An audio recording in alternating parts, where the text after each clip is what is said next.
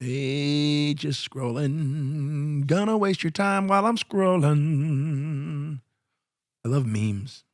This is going to be our podcast. It's just going to be us scrolling through stuff on our phone. Laughing, and none of you guys We're just are going to be able to tell what we're laughing about. What is meme? Where did the word meme come from? I don't know. Meme. Yeah. Do you know, Solomon? I don't, actually. Meme. Huh. I mean, if you Google it, it just tells you the definition of it. It doesn't, I mean, why meme? Well, all words start somewhere. What are you getting ready to do? What button should I push diarrhea. for that one? Diarrhea one? Denied. Does that one match for it or no? Is this where we start? Probably nope. Hey, guys. Better. Let's do a podcast. I'm down. Unidentical. Unidentical. Unidentical. Hold on. Remember the word. Where is it? Where is it? Where is it?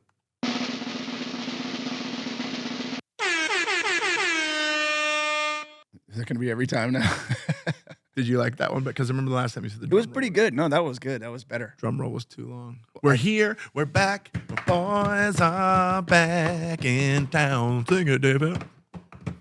Said the boys are back in.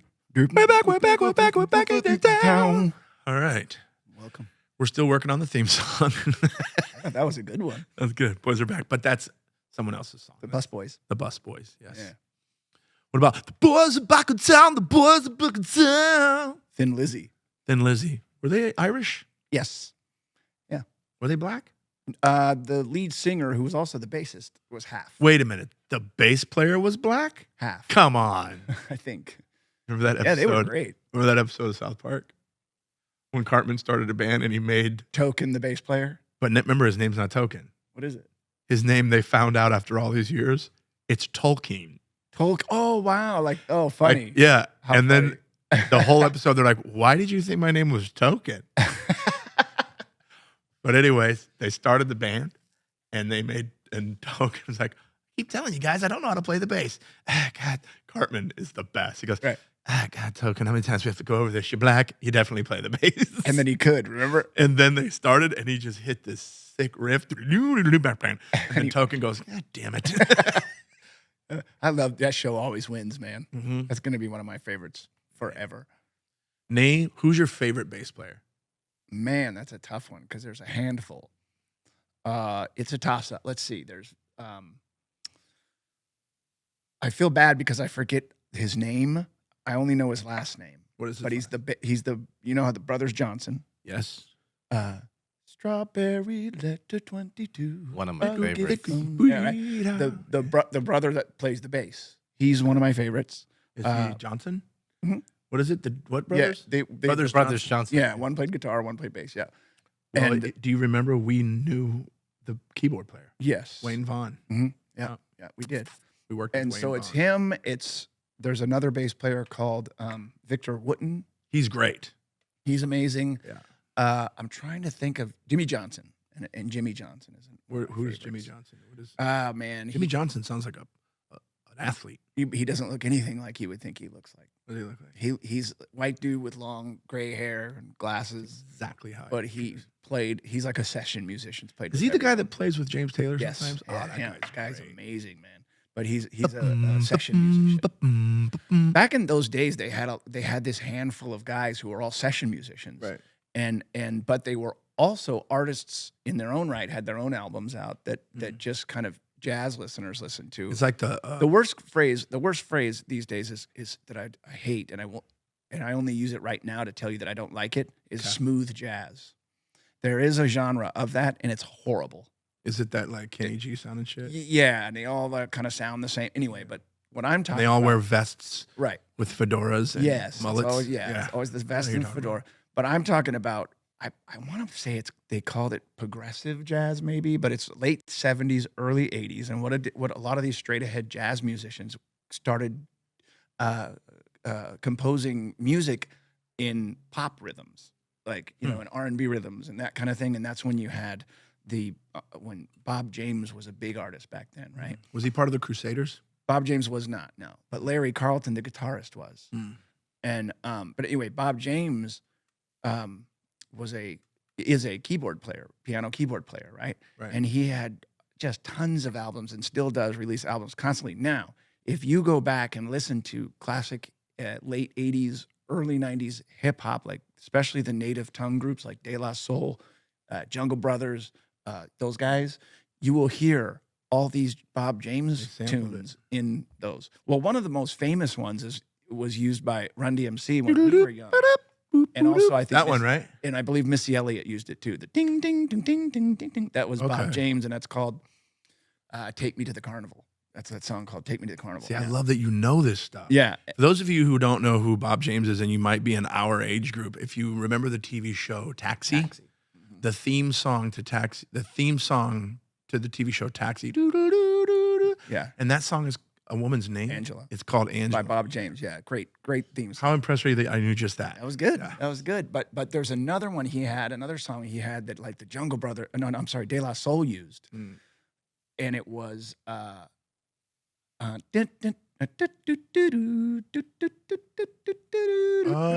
that right, De La Soul song? Well, that's a sample from Bob James, and they just sped it up a little bit. But a lot of the another one that was great band to use for back then too was that they used was Steely Dan. Now Steely Dan was just two guys, but their band was all the top session musicians of the time. Whatever that time was, whatever album they were recording, it was the top guys, right? And I Know by De La Soul is Peg. Yeah. By Steely Dan. Steely Dan, yeah. Sorry. Peg. How did they I know I love you better.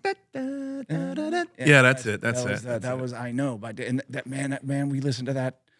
Gosh, you, me, and our buddy Ramon. I remember we listened to that till the tape broke. I think. Yeah. Ramon, and I remember Ramon was just all into the Daisy age. But what was cool about the way they brought in those jazz samples is you listen to those hip hop tracks, listen to them, and you can hear the crackling of the record. They actually sampled it right off the vinyl records. You know, it was great. And now artists today are using fake crackling. Yeah, if you notice that a lot of them are putting that record crackle sound over tracks that are yeah. A lot of those organic sounds that we just became familiar with as cool in music. People tape saturation and all that. Yep. Yeah, all that. The one that stuck out to me just now when Jay mentioned that was Sade, where she samples that the calloused fingers sliding up the guitar strings. Right. There's a song she has where she sampled it and it's looped in there. There's a guitar riff, but this is obviously looped, and it makes the song sound that much cooler. Wow, Sade. I forget the name of that song, but it was really, really good. Sade is still, and I don't. How old is she now, Solomon? If you look it up, she's still just drop dead gorgeous, stunning. Whenever she would get on the stage, smooth operator. It was just. Remember, she was just so cool. She's 64. Yeah, there was just 64 always had a coolness about her. Fine. I remember having the biggest crush on her. Right. Biggest crush on her. You know what it reminds me of also is that group of musicians known as the Wrecking Crew. Who was that again? These guys were all session musicians that played on almost every big Motown hit or something like that. They're called the Wrecking Crew. And these guys... I feel like I saw a there is a documentary about it. It's been a while since I've seen it, so I mean, I'm going to check it out. But Wrecking Crew. And it's still available. I believe it's Netflix. Okay. Flixnets. World Class Wrecking Crew. What was that? That was hip hop. Right. That's different. But what was that? Why did right? that just pop? What was that from? Who was that? World Class Wrecking Crew. They were early rap group. East I believe. Coast. Oh, so it was a group. Yeah. Okay, so it was an actual. All right, I remember that. Remember Dr. Dre's first group where he was like wearing sequins? Don't tell me. Don't tell me. And it was Dr. Dre. Mm-hmm. Dr. What were they called? Dr. Dre. What was that band? Can't remember. Yeah, and and they all wore like red sequins. Yeah.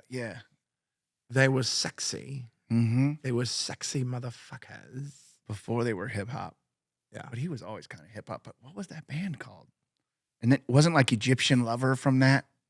Egyptian Lover was an artist. Like he went by the name Egyptian. Yeah, but wasn't? Oh no, there was a group with that. Yeah, but before they filmed Egypt. he wasn't in the band with that band with Dre. I thought he was for some reason. What the heck was his name of that band? Are you looking it up, Solomon? Yeah. Oh my God, it's right on the tip of my tongue too. You want to go way back hip hop? I got a good trivia for you. Who do you guys remember? Ice-T's DJ's name? The Glove. Yeah, but he had the same name as a current Dodger, Chris the Glove Taylor. That was his name. Yeah, And the Dodgers' name is that? his name's Chris Taylor, but I don't think he uses the glove. But yeah, Wow. Ice-T's DJ back way And back. I remember he had this big. He would wear that big spiky glove when he was DJing. Yeah.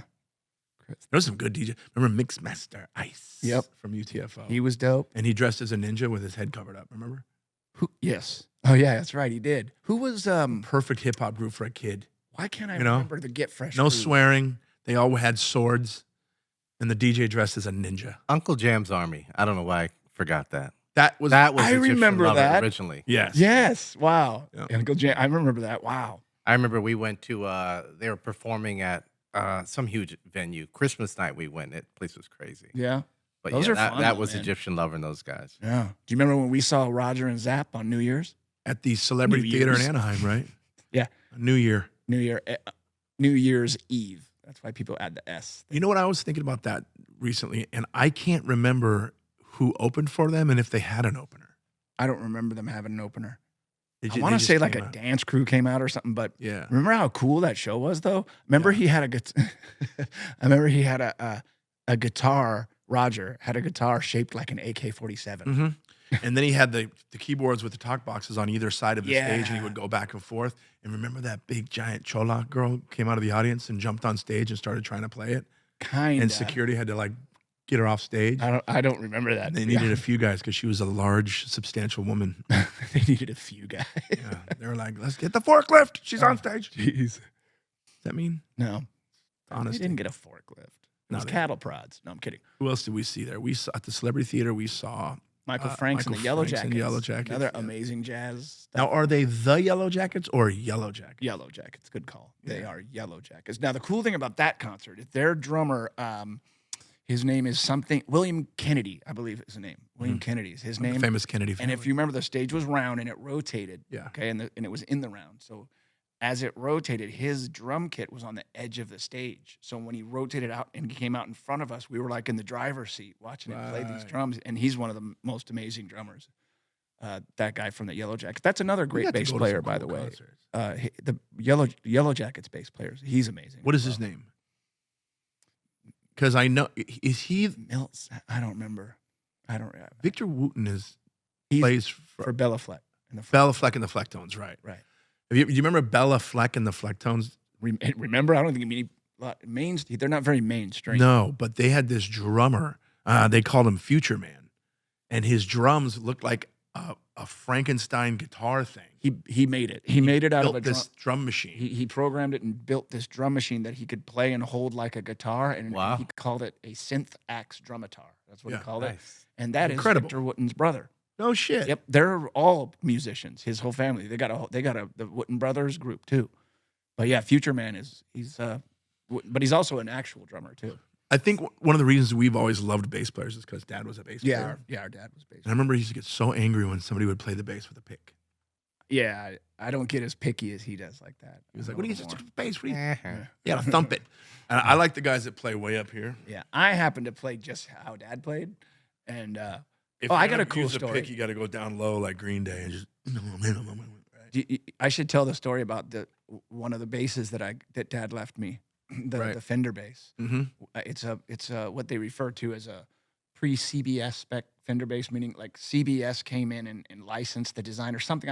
I could correct me if I'm wrong, listeners, but I could be wrong about that. But it's a pre all that. It's a 63 Fender Precision bass, Sunburst and it was originally. yeah, but my dad got it used, and at the time the Beatles sanded their guitars and stuff, and everybody wanted to be like the Beatles, so it was sanded. The original Sunburst was sanded off even before my dad got it. Right. But what it does have in it from my dad is a divot right in the thing for where his thumb Right. would rest when he was playing, and Oh, there's wow. a divot there. So when I play this bass, I put my thumb in that same thing and play Dad's bass. It's pretty cool. Yeah, it's pretty cool. So it's Yeah. it's really nice to have that. You bass. got the better one. I don't know, bro. John got Yeah, my John son got the it. Eagle, dude. My son got his Eagle bass. Yeah. The only other person I've ever seen play that bass is what's his name from Tony. Tony. Raphael Sadiq. Oh, I thought There's it was a Tony. video. It's funny how none of I those know. guys' names were Tony. There's a video on YouTube I found of him playing, and it's the bass. Yeah. It's that bass, and that's the only other time I've ever It's seen made it. by That's not an audio box, is it? yes. It's an audio I think box? so, yeah. Yeah. I think so, yeah. Because I got the other one, the 5-string one as well. You got the Yamaha, right? That was Right. yeah. And I got the Fender. Now the cool thing about the Eagle bass, the story about the Eagle bass is my dad was a pretty good musician, and at one point he had a Billboard charted hit, and they performed it on American Bandstand, and it was that hit was actually the theme song to the former Lions Den podcast, Yep. the Friends song. It Yeah. was called Friends by Feather, but it was one of those things where there was when the band went off to tour to promote this hit, everything fell apart. If you want to know that story, you know what movie tells that story well is That Thing You Do. Yeah. There's a story. There's a movie with Tom Hanks called That Thing You Do. It's literally the story of our dad, basically. Not that the movie was written by, but same experience. Yeah. And so at one point, he was really good. He was a good musician, and he performed all the time. And a person saw him performing and approached him after a show and made a strange request. He asked Dad. He told our dad that my son was in the middle of recording an album, and he died. Oh. And I would like to know if you would come in and fill in the stuff that's missing on the bass. And my dad was like, sure, okay, because he was going to pay him. So he played with a dead guy. And he did. He did, and he played all the bass parts. This is our Halloween episode. Right. And the guy's father was so impressed with Dad's bass playing that he paid him, yes, but he also took him to Guitar Center right there on, is it Sunset? Yeah. And took him to the bass wall and said, pick one. Wow. And Dad picked the Eagle bass. Whoa. And that's why that bass is a big deal. Now the Fender that I have, the reason why I have besides the fact that it's got his dividend there, is that, as you remember, that's the bass that put food on our table when we were growing up, when he was a working. It's basically got paid to play. Yeah. Yeah. A little history of our musician father.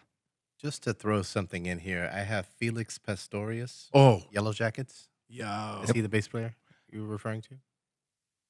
Maybe Jaco Pastorius is an incredible bass player. What's the Weather Report? Is that the He name was of it? Weather Report. Yeah, the band Mhm. Weather Report. Yeah. Jaco Pastorius was Yeah. incredible. There's a really good documentary on him called Jaco. It's really good. Isn't he like homeless? Like he lives in Central Park? He's no longer with us. Oh, right. Okay. But he was at one point. Yeah. Wow. And one of the top session and bass players ever. And he was pretty good. Jaco Pastorius was his name, but I don't know. That doesn't sound familiar as Yellow Jackets bass player to me. I know what he That's, looks like. He's Dane, got like big. Dane Anderson is 2015 to present, but Okay, that I'm before 215. Got it. Yeah, Yo, the guy I motherfucker. knew was yeah. You know what's trippy about my dad's song? You couldn't find it anywhere. You couldn't find it anywhere. My brother, was it you that found it in an old record shop at one point? And blah, blah, blah. Yeah, I have So I have then- actually a whole album. Yeah. Yeah. So then Brent Moore and I started the podcast, The Lion's Den. And David was also involved in that with editing and all that stuff.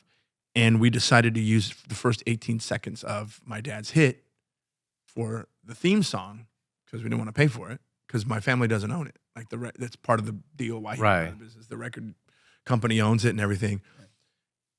I think in our second year of doing the podcast, next thing you know, the entire album is available on Spotify. So yeah, Because we had fans of the podcast. Where can I find the song? What is this song? So Wow. we say, just Google this because you could find it on YouTube. Now you can go on Spotify and you could search Friends by Feather yes. and the entire album comes up. Yep, and it's the original Columbia Records cover art and everything. Yeah. Yeah. In fact, when Jay and I were born, in our baby book, there's telegrams from the record companies congratulating us on the new members of the Columbia Record family. wow. Wish. Yeah, we have in our baby pictures.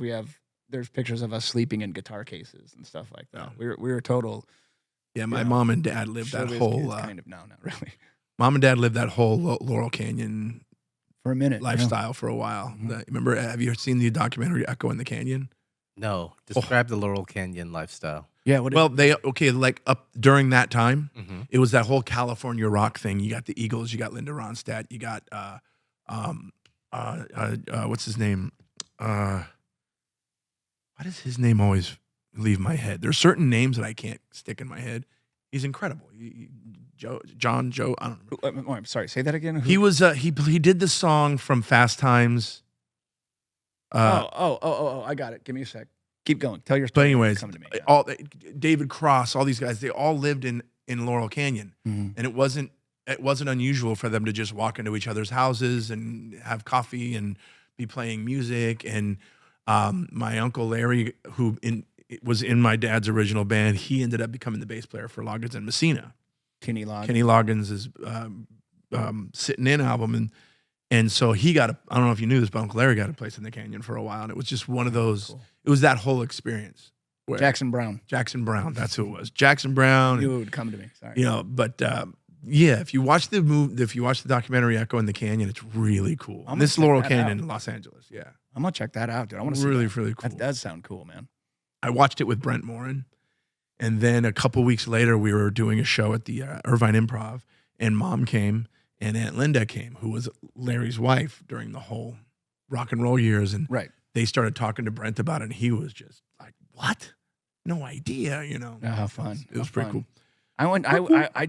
I dated a girl that had a house, a big old beautiful house up there, briefly. Really? Yeah. Yeah. A friend of mine, she's a comic. She has a place up there. Yeah. I had to stop dating her because her name was too close to my kid's name.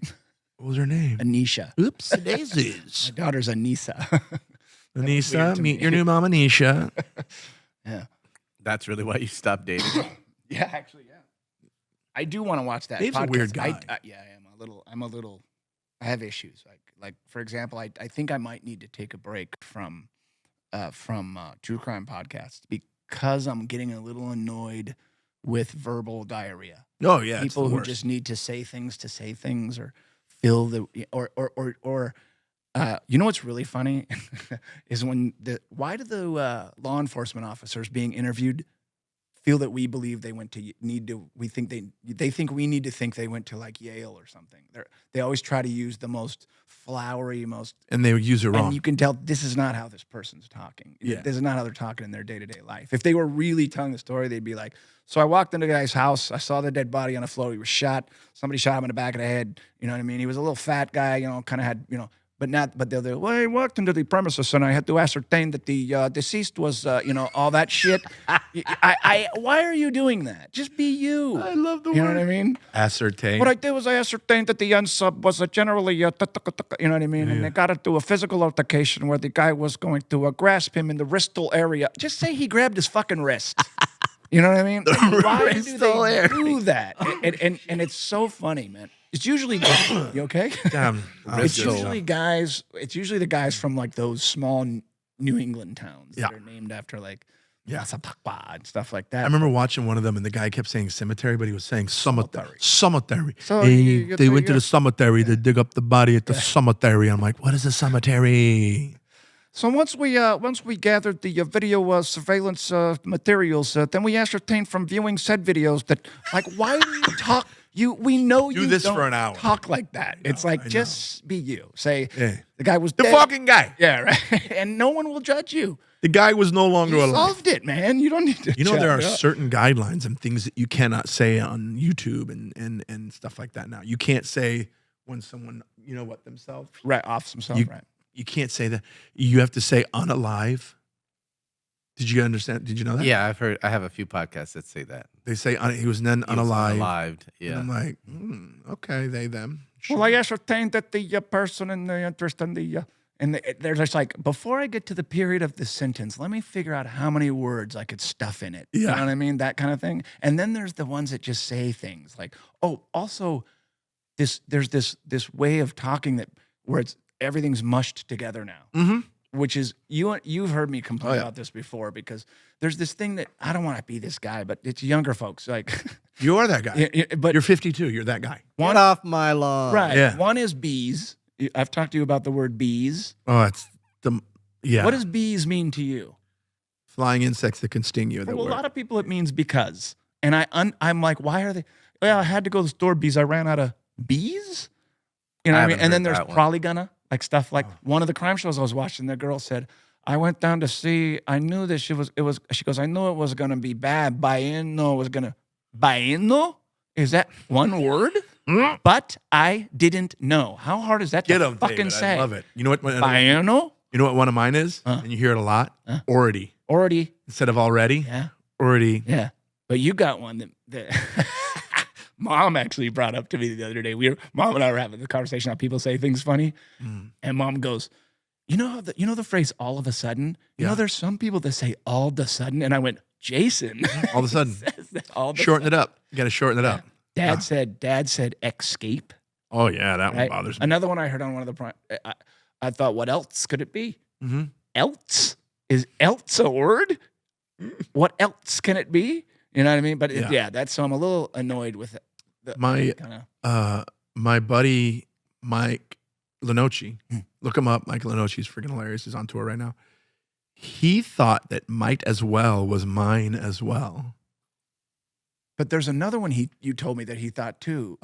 Marigold. Marigold-round instead of merry-go-round. Marigold-round was one I of love them. Mike. Oh, he's the best.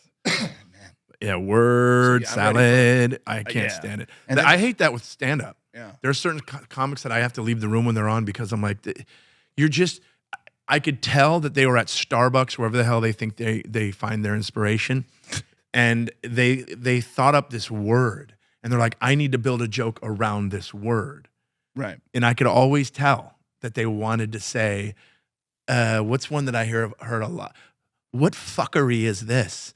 Oh, Stop saying that. Yeah. When you say fuckery, you're annoying as shit. Yeah. And you could tell they're like, I'm gonna build this joke so that at the end I can go, and I'm like, what fuckery is this? You know, you can tell they're trying to say a funny thing. I'm upset with a lot of stand-up right now. One of the things I see, the most funniest guys are the guys who talk like themselves. Because you could really tell when this is just how this dude talks, and that's funny. And that's You know who's a that's perfect his example word of for that? But what you see is when you could really tell when someone says something that you know they saw it somewhere. Right. Yeah. Perfect example of funny. You're a funny guy and you're off. Bill Burr, conversations in the back hallway of the Comedy Store. He's the same dude on stage that's murdering. Same with Sebastian. Hilarious. Yeah. Yeah. Those guys are funny. But Yeah, I'm a little annoyed with a thing in stand-up right now that I really wanted to talk about. And it's because it's really popular right now. A lot of comics are gaining a lot of traction because of this. And it's these clips of them doing, quote, crowd work, unquote. Because they're butchering it. They're butchering it. They're butchering it. They're butchering it. And what they're doing is they're throwing shit against the wall to see what's going to stick. And hope that something comes out of it. In other words, my experience with crowd work is this. Someone in the crowd says something, it sparks a joke, boom, you immediately say something funny. Right? yeah. Or I see somebody with a loud shirt on, and I go, whoa, what is this shirt from? And if he says something, then it's our job as the comedian, listen, comics, to be the funny one. So many of these crowd work clips that are coming out is just the comic asking, like they're interviewing this guy. What's your name? How long you been together? Where'd you guys meet? And all the funny stuff's coming from the guy in the crowd. And It's not his job. And they post it? And they fucking post it. Like that's Not only do they post it, they get thousands upon thousands of views. And it's worrying me that comedy is getting dumbed down. Right. Because now they're not being exposed to actual funny shit anymore. And the comedy that they're shown and given to by the algorithms is this mediocre, middle-of-the-road interview crap that just isn't funny. Right. And I was talking to a few people about this, and I heard that one of the techniques that these guys are doing is they're fishing. They're fishing for that clip to get that viral clip. Oh, I see. And what I mean by fishing is they're just going to the audience and going, hey, what's up? Are you guys a couple? Oh, cool. Time this, by the way. Hey, are you guys a couple? Right on. How long you been together? Oh, nice. Where'd you meet? Cool. Was this on an app? Or, dude, we're what? How many seconds in? Yeah, that was almost like Not a single fucking joke. Right. Not a single laugh. Not a single punchline. Not a single smart quip off of the things that they're saying because they're not giving them anything. And a lot of these younger comics, they need that. Like you got to come up with it yourself, man. Right. If you're going to go to the crowd, be fucking ready, be locked and loaded, and have a funny thing to say, if not on everything they've said, at least every other. Because now I'm just watching you interview somebody in the audience that had no clue they were going to be interviewed, probably didn't sign a release. Right. They paid to come watch a comedy show, and now they're the goddamn show. Let me ask you this as a non-comic. Is part of that on the other end where now I notice this is kind of the thing that annoys me a little bit. People can't just be audiences anymore. No. Everything is interactive. Everybody has to insane. be a part of the thing they're doing. Yeah. Or you can't just go, it's like, And it's extremely intrusive. And let me explain that. Back in the day, if there were cameras set up at a club to shoot some stuff, there was a notice at the door that said, you will be on camera. If you have a problem with this, you can't, blah, blah, blah. Right. Or you'd have to sign a release. Now, a lot of these comedians, they're not just shooting it on one camera. They're setting a camera up in the back of the room, and then they're setting a second camera up pointing at the audience. okay. And now the audience member is talking to whatever comic it is, and next thing you know, 4 million people just, you know what I'm saying? Right. And I'm sorry, in a lot of the cases, you whack-ass comics, the person in the audience is funnier than you. Yeah. Yeah. I've seen that. You know what you need to do after that show is give them your paycheck because they just made the bit for you. And that's the thing that's, I can tell I'm getting heated. You are. You're a little heated. Get heated, bro. I Yeah. got a gripe. I have a gripe, and I have a gripe, and I have a gripe. Get them. Crowd work isn't interviewing the audience members, you guys, okay? Get better. Be better. Right. Know that what we're doing is an art form that most people cannot fucking do. And that's another problem with today. A lot of these amazing comics are making what we do look easy. So people can go, I can fucking do that. Hell, that's why I got into comedy. Right. I watched Dane Cook and Daniel Tosh and Joe Coy and Russell Peters make it look easy, not thinking, yo, these guys are a decade plus in. Yeah. They've put in the 10,000 hours. Right. But once you get in, then you realize, oh, this is real, blah, blah, blah, and you got to be funny. But I'm worried today. I'm very worried that the last box checked now is funny. It's the last box check. You know, what's your backstory? What's your sexual whatever? What do you identify as? What's your ethnicity? Blah, blah, blah. Oh, fuck, we forgot one. Are you funny? Because this is a comedy club. Right. Yeah. That's weird. Yeah. You know? What a trip. And it's Hollywood. It's Hollywood that's doing it. I tour all over.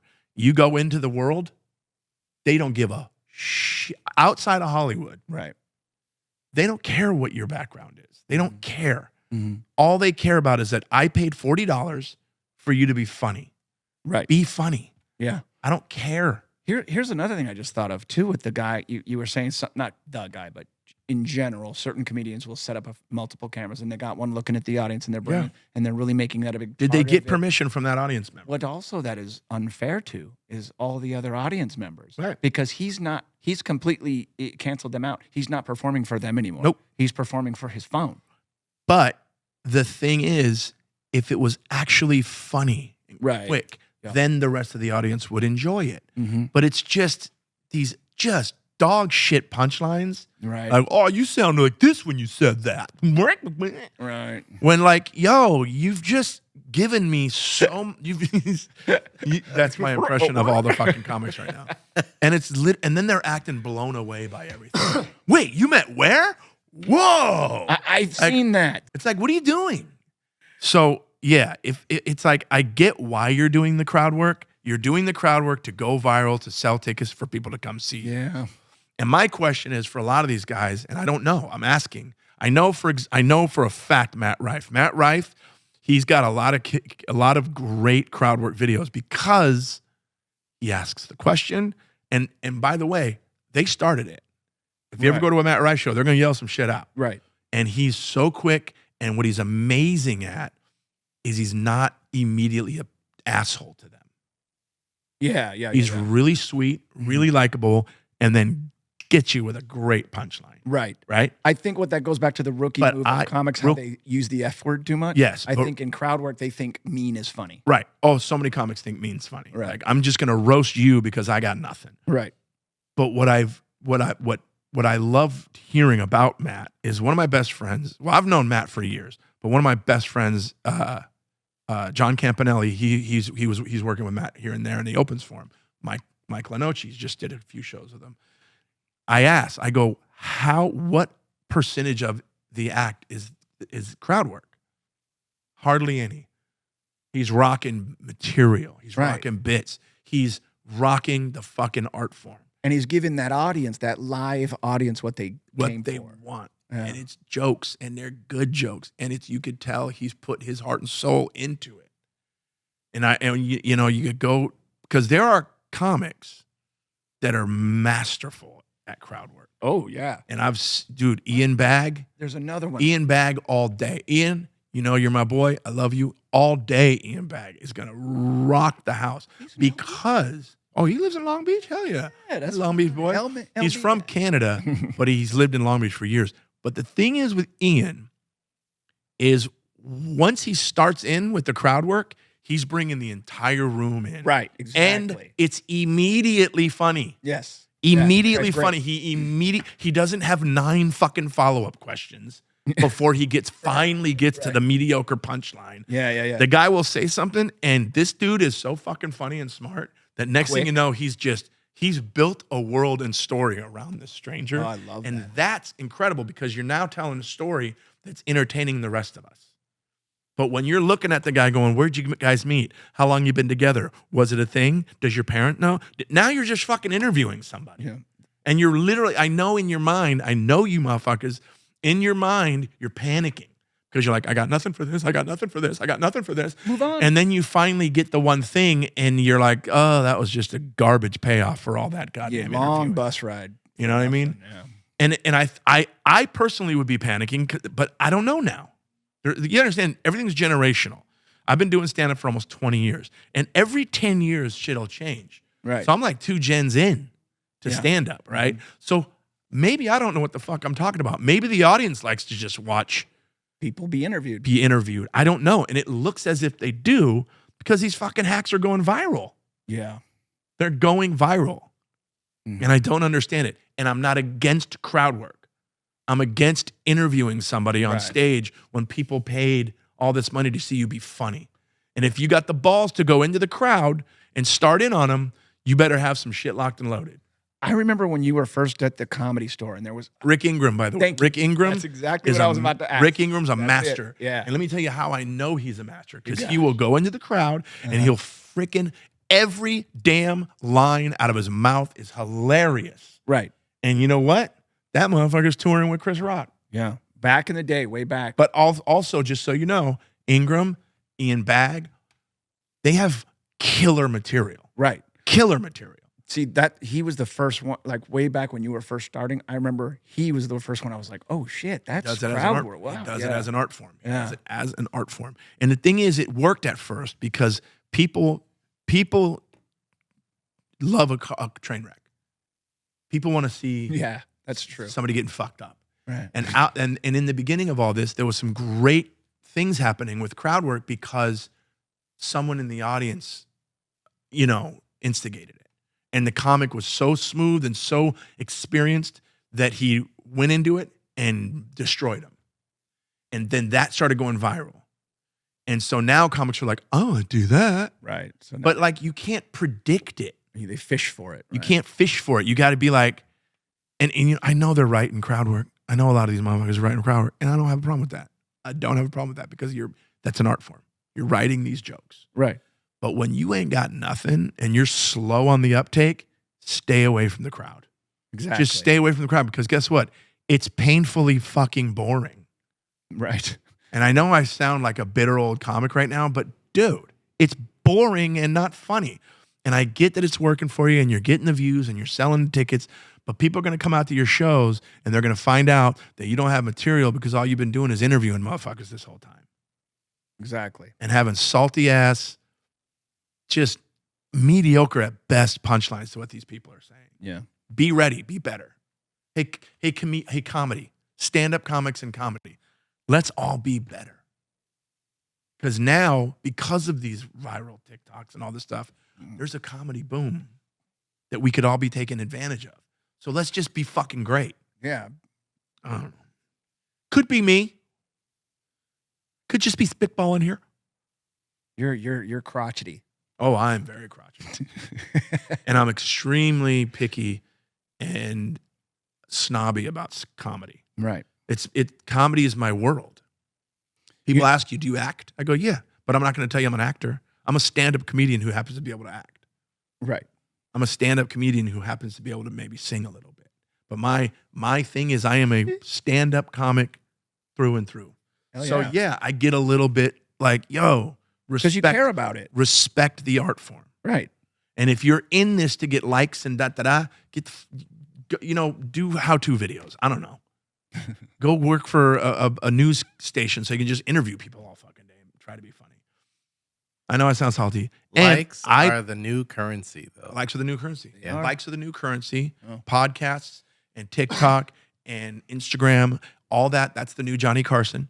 It is. That's where we're going to get discovered, and I get it.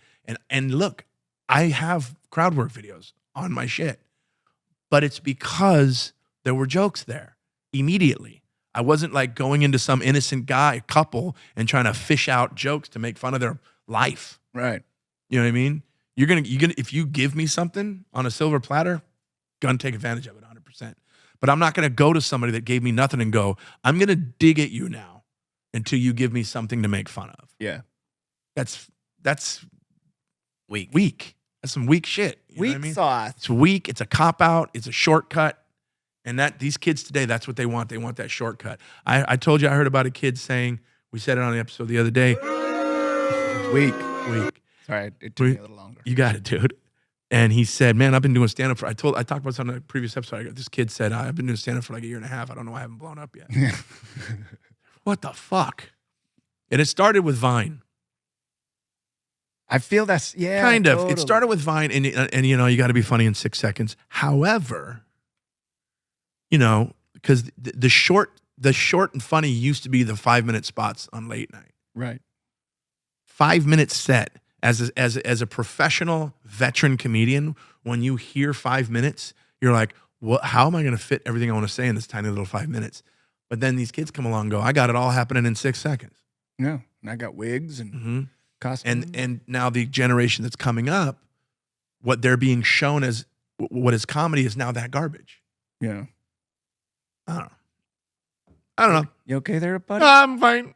You know what else I'm looking forward to? Your crotchetiness is Halloween costumes and stuff. Oh, Don't you like? Is it? I dress as yeah. I wear the same costume every year. Yeah. Solomon. People ask me, "What are you dressed as?" And I always say my brother. He really does. Every year. I used that one too, though. Well, yeah, but you have costumes. You've done the Michael Myers thing, which, by the way, scary as shit. And you have a stormtrooper. Yes. Do I call it an I don't- outfit? What do I call it? A uniform? I don't want to offend you. It's armor. Sorry, it's armor. Now, when you wear that costume, do you go Feel out like a with, dumb shit? do you go out with other guys who No. also have the same costume? I've- You guys walk around together? I've probably worn it a total of 3 times. And once was on the Lions Den. Oh yeah, he came on the Lions Den. And I wore it one Halloween for about 2 hours. And I just went to Rite Aid or something. I can't remember. Dork police are coming. But I didn't make it for Halloween. But Halloween's. I think you dressed as Mike Myers for Halloween when you took your girls out trick or treating at one point, didn't you? Yeah, it was hilarious because they were cute little bunny and a kitty and a Michael Myers, and it looked But really authentic. It was and very authentic. Do you kids still were- have that? You know what? One year I was adjusting it like a dummy, and I grabbed it by the mouth like this, and I Tore went it. to pull it down. I tore the whole chin. So I don't have it Wow. anymore, but I'd be walking with my daughters, and the other kids are crying. It was pretty funny. Halloween is coming, man. I don't know what it's going to be like in my neighborhood because it's another thing that I gripe about all the time is I don't ever see kids outside playing anymore. Right. You know, they're all busy with the fucking schedule that their Yeah, parents put them yeah. under. We get very little amount of trick or treaters these days, No. and You know what else doesn't exist anymore? Mhm. Original costumes, just like being a scary something, like a mummy or everything is a character now. Yeah. You know. Yeah. I'm gonna be Drake for Halloween. Yeah, it's funny.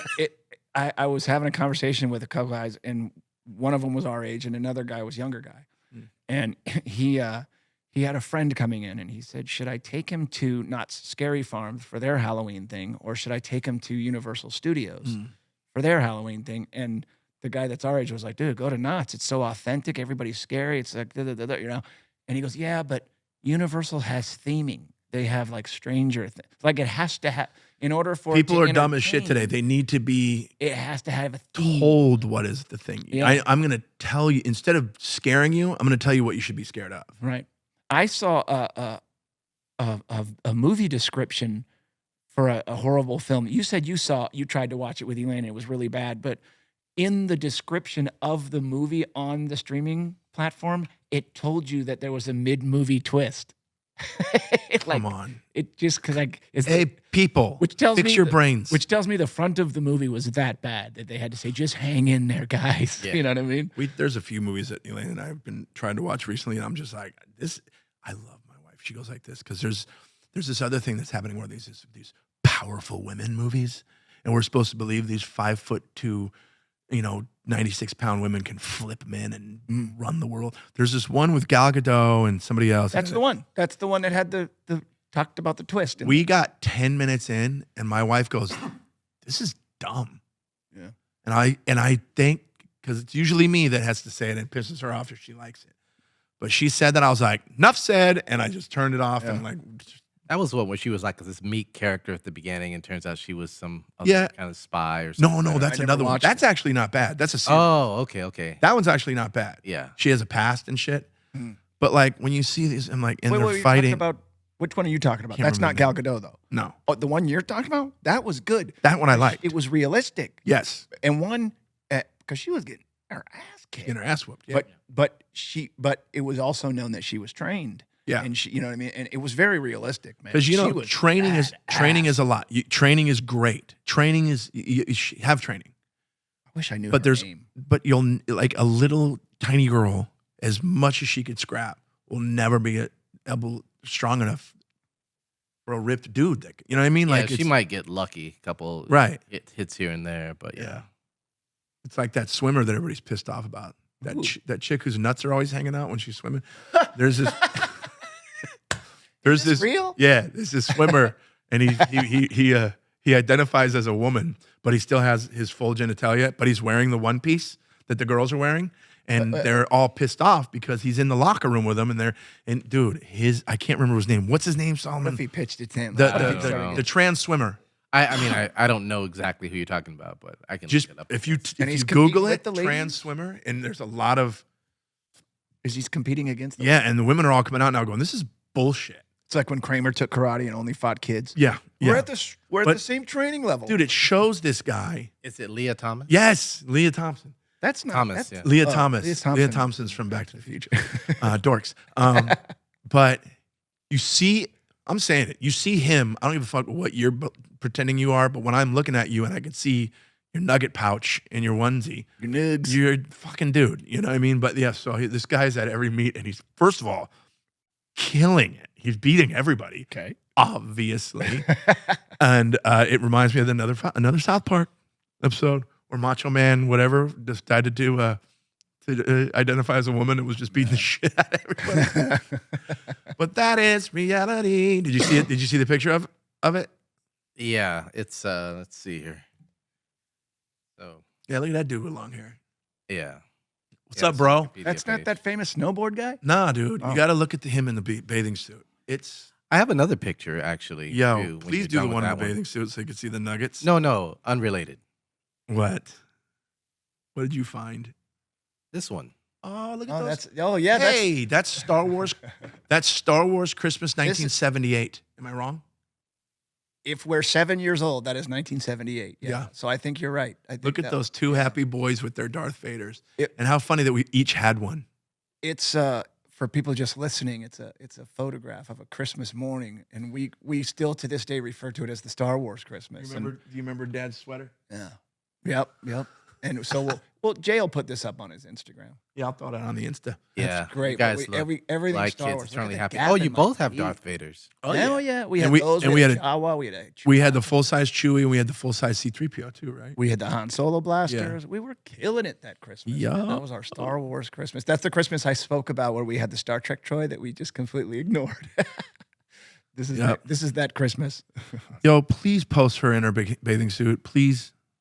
You want to see it, don't you? It's fucking hilarious, man. It's I like, gotta see it. I haven't yo, seen it. this is a female swimmer. Nuts, nah. It's so, here we go. Oh God. Let me look at it. Where is it? Oh jeez. Oh, you could stand like a girl all you want, but we could see your He's balls. pinching it. He's probably getting a tummy ache from that. Oh my God. You didn't find it? Look at it. What's up, bro? I'm gonna swim. Dude, that's Vera Costa de Milo. Hi, I'm Vera. I'm Vera Costa de Milo, and I'm swimming on the women's team. Ignore the balls. That is great. Hairy armpits, the whole thing. It's Oh fucking well, hilarious. you go. And the picture of the headshot of him hit her. I don't know. I don't know who I'm offending. Honestly, who fucking cares? Looks like it looks like like when when you get the football team's program and they have their individual pictures with their stats. That looked like one of those pictures. Hilarious. Yeah. Leah Thompson, middle linebacker. Here, let me get close on this for Halloween costumes. That the dumbest Halloween costumes, okay, are those ones that that people think are clever and thinkers. Right. And the one I use as an example is Beck and I watch. You know, we love the show New Girl, right? Right. Well, we'll sometimes just go watch Halloween episodes of stuff, and we watch. And there's one where the character Winston Lamorne. Yeah. He's on the BMO commercials now. Dude, yeah, I love that guy. I think he's so funny. But he's dating a girl, and she's gorgeous and everything, but he's not feeling it. And finally, the thing that pushes him over the edge is her Halloween costume, and she's wearing like a queen's robe and a crown and a scepter, but the robe is covered in stuffed cats and dogs. I'm raining cats and dogs, like those kind of costumes. God. Those kind. He was done with her after. I would have been like, I would have been done too. But I can't stand those. I have the perfect couples costume idea. What? Get a big piece of cardboard and cut it into a square. So when you turn it, it's a diamond. Paint it yellow. Okay. And then my spouse or my girl, your girlfriend, just wears all black. Oh, so you're like the pedestrian. And then he stands in front of the sign with If yours is all pitching a tent. Oh my God, we did you know what my costume is this year, guys? And I challenge men out there to do this as their Halloween costume. Leah Thompson. Oh, all right. Yep. Thomas, though. Leah Thomas. Yeah. All right, I think we did a podcast. I think we did. All right. I failed to mention all the stuff I'm supposed to mention in the beginning. If you're listening to us on Apple Podcasts or Google or any of the listening apps, make sure you leave us a 5-star rating, rate and review, leave us a 5-star rating and write a review. It helps with the algorithms. If you're watching us on YouTube, make sure you like, subscribe, hit the notification bell so you know when a new episode is coming. I will start putting my stand-up dates in the description as well. And other than that, I could announce it now. October 20th and 21st, I'll be in Arizona at the Stir Crazy Comedy Club, October 20th and 21st. October 23rd through the 29th, I'll be in Las Vegas at Brad Garrett's Comedy Club at MGM Grand Resort and Casino, Las Vegas, Nevada. Other than that, anything you want to plug? Where are you going to be? Where can we find David Collings? Later this afternoon, I'll probably be in the living room. Sweet. Watching something or reading something. And then you can catch me back in my bedroom watching the Dodger game later. Yes. Oh. We have to win 3 in a row to stick into this. Let's go Dodgers. It's going to be bad. Also, who cares? All right, thanks, guys. See you next time. Bye. Unidentical.